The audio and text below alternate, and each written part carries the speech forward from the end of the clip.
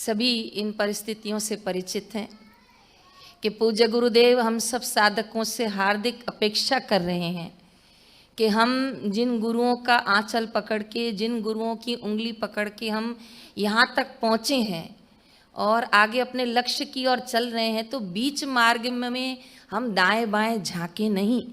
जो बीच मार्ग में दाएं बाएं झांकेंगे तो वो अपने पथ से पथभ्रष्ट हो जाएंगे, और जब पथभ्रष्ट होंगे तब गुरुदेव ने 10 बार नहीं 100 बार डंके के चोट पे कह रहे हैं कि जो मैंने मार्ग दिया है उससे दाएं बाएं झांकना नहीं। और फिर भी कोई झांकेगा तो हो सकता है फिर बापूजी उसको बचाने में समर्थ ना हो। तो इतने स्पष्ट वाणी में जब आश्रम से संकेत दिया जा रहा है कि एक निष्ठ होकर हम अपने गुरु की ओर चलें, आश्रम की ओर चलें, बापू के सिद्धांतों की ओर चलें, और बापू के श्री चरणों में अनंत प्रणाम करती हूँ।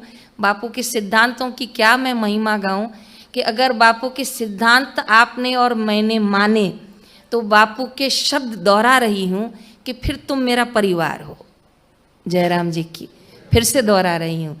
अगर राजकोट वाले भैया, मैं या जो भी हैं, हम अगर बापू के सिद्धांतों को मानते हैं, बापू के सिद्धांतों पे चलते हैं, तो बापू कहते हैं कि तुम मेरा बोलो परिवार। और खुले गुरुदेव ने स्पष्ट कर दिया कि अगर लौकिक दृष्टि से तुम मेरे 4 लोगों का परिवार मानते हो तो वो तुम्हारी दृष्टि छोटी होगी, और वो भी अगर मेरे सिद्धांतों पे नहीं चलते हैं, वो भी अगर न्याय धर्म कर्म के सिद्धांत पे नहीं चलते हैं, तो वो मेरे गुरु परिवार में नहीं है।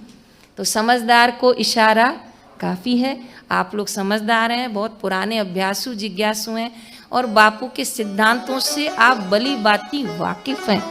आज तक जिन्होंने भी धर्म के कार्य में कुछ 19-20 करने का जतन भी किया है, तो वो बापू के दिल से और नज़रों से गिर गए और ना जाने कितने कर्मों के बंधनों में बंध गए।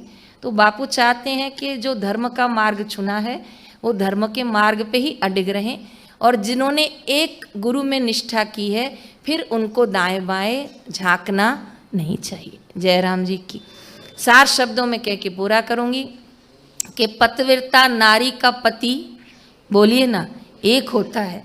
सच्चे भक्त का इष्ट एक होता है, और सच्चे सत शिष्य का सदगुरु एक होता है। तो जब एक को पकड़ लिया तो उस एक को पकड़ेंगे तो वही नाव हमको मझधार से पार ले जाएगी। तो इन भ्रांतियों में उलझने की जरूरत नहीं है कि बापू कहाँ हैं, बापू कब आएंगे, आप दूसरी दीक्षा ले लो, आप यहाँ पर पूनम भरा करो, आप यहाँ पर जाया करो, महिला आश्रम में बच्चियों को नहीं भेजो, यहाँ भेजो। इन भ्रांतियों से आप मुक्त हो जाएं। पिछले गत दिनों से आप सभी कुछ सुन भी रहे हैं और समझ भी रहे हैं, और जाते जाते मैं भी निवेदन करके जा रही हूँ कि अपने गुरु मंत्र में, अपने गुरु आश्रम में, अपने गुरु ज्ञान में, गुरु तत्व में निष्ठा बनाएं। तो फिर से दोहरा रही हूँ, आपको कोई और दरवाज़ा खटखटाने की ज़रूरत नहीं है। डॉक्टर के पास गए हो, उसने दवाई दी है, आप ईमानदारी से लो। आप दोबारा गए, डॉक्टर साहब आपकी दवाई से कोई फ़र्क नहीं है। डॉक्टर ने कहा आपके जैसे 3 को दी थी, उन 3 को तो फ़ायदा पड़ा, आपको क्यों नहीं पड़ा? कहा डॉक्टर साहब आप देख लो, मैं आपके सामने हूँ। डॉक्टर 2 मिनट शांत हुआ और पूछा कि तीनों डोज बराबर लिए थे? कहा वो एक आध छूट गया था। तो कहा भोजन में क्या खाया था? कहा कल थोड़ी आइसक्रीम और अचार खा ली थी। तो कहा फिर मेरी दवाई बोलो कहाँ से काम करेगी?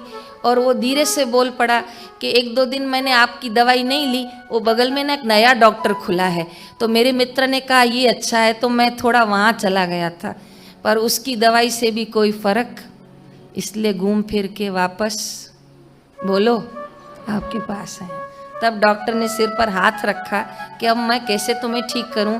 तुम इस बीच में अचार भी खा गए, आइसक्रीम भी खा गए, दवाई भी छोड़ दी और दूसरे डॉक्टर के पास भी जाके आ गए, तो मैं कैसे ठीक करूं? तब डॉक्टर ने एक शर्त रखी कि मैं तुम्हें अब ठीक कर सकता हूं, पर पहले मुझे वचन दो कि तुम दूसरे डॉक्टर के पास नहीं जाओगे। तो वो डॉक्टर दूसरे डॉक्टरों का शत्रु नहीं है, बुरा नहीं मानना। जयराम जी की जो बड़ा डॉक्टर है वो छोटे डॉक्टरों का, बोलो ना, शत्रु नहीं है, नहीं है। आप समझो इस बात को, पिता कभी पुत्री का शत्रु नहीं होता, माँ बाप कभी बच्चों के विरोधी नहीं होते हैं। लेकिन डॉक्टर का कर्तव्य है कि मरीज को ठीक करना है तो उसे उसको समझाना पड़ेगा कि अगर तू इस तरह डॉक्टर बदलेगा तो मैं तुझे ठीक। तो इसमें डॉक्टर गलत नहीं है, बिल्कुल हक वाजिब की बात है।